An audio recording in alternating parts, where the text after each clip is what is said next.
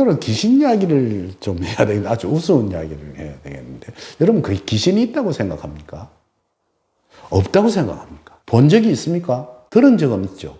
사실은 본 적은 별로 없는데. 제가 이제 사실은 그건 젊어서 지금은 잘 안 하지만 옛날에 낚시를 참 좋아했어요. 왜 좋아했느냐 하면, 다른 건 하면, 예를 들어서 경쟁이 되거든요. 골프를 치면, 그것도 원래 기록 경기지만, 동료가 있어. 그 사람한테 지기 싫어가지고, 치고 나면 막 스트레스 받고, 막 이렇지 않습니까? 축구도 마찬가지예요. 베이스볼 이런 것, 야구 같은 것도. 그런데 낚시만은 자기 혼자 해요. 뭐 안 잡히면 그만이고, 잡히면 좋고, 또 그걸 하면서 아주 마음이 평온해지고, 또 여행도 하고. 그래서 자주 낚시를 하는 편이었어요. 근데 이제 한 날은, 내 아는 그 조우라면 낚시 친구를 말하죠.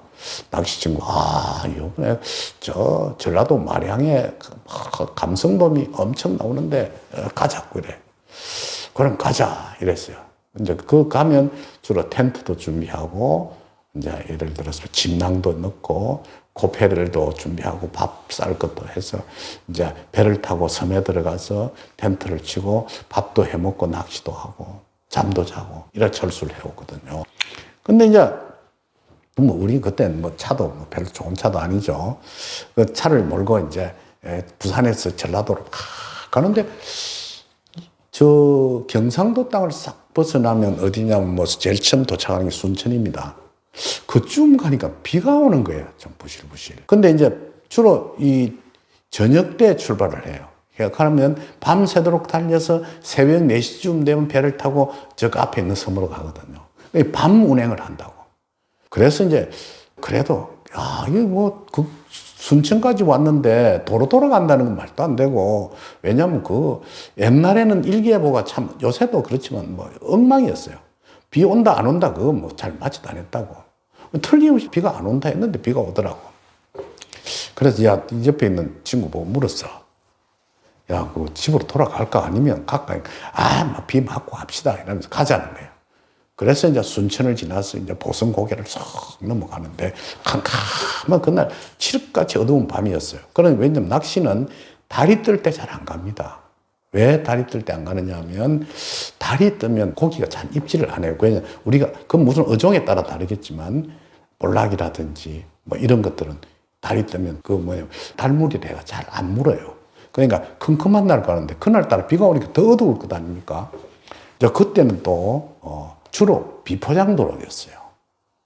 지금은 포장이 다 돼 있지만은, 시골길 가면 국도도 순천까지는 포장이 돼 있고, 그 이후로 넘어가면 포장이 안 됐어. 그러니까 황토길이고 엉망이에요. 그러니까 비 오는 날 차를 몰고 낚시 갔다 오면 내 차인지 누구 차인지 분간이 안 돼요. 그 황토를 뒤집어 써가지고.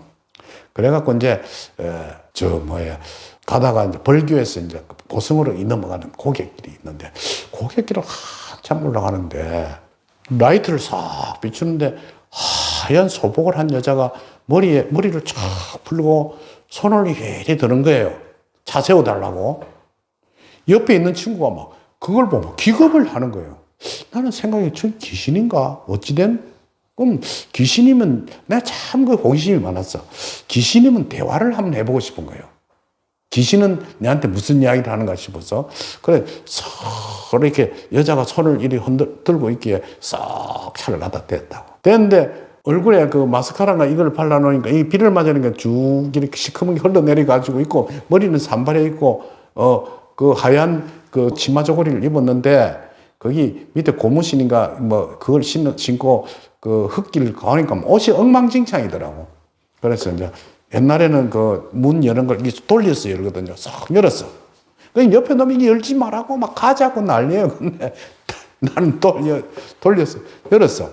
그래, 누구시오? 이러니까, 이 여자 한다는 말이 차 좀 태워주세요. 이러더라고. 그래서 이제, 뒤에, 낚시 도구가 가득 있는 옆에 조그만 자리가 하나 있는데, 여자가 그걸 타라 그랬어. 그러니까 옆에 있는 친구가, 귀신을 태운다고 난리라. 그 귀신이 말을 하네. 그것은 귀신 아니다. 네, 이래서. 그래, 이제 그 여자가 탔어. 그래, 어디 사시오? 이러니까, 요 보석 밑에 있는 이 손가락질을 하면서 그거 데려다 줄까요? 데려다 달라는 거예요. 그래서 이제 그 마을로 들어가서 이제 그 마을에 그 이장을 탁 만났는데, 이장 한다는 말이에요.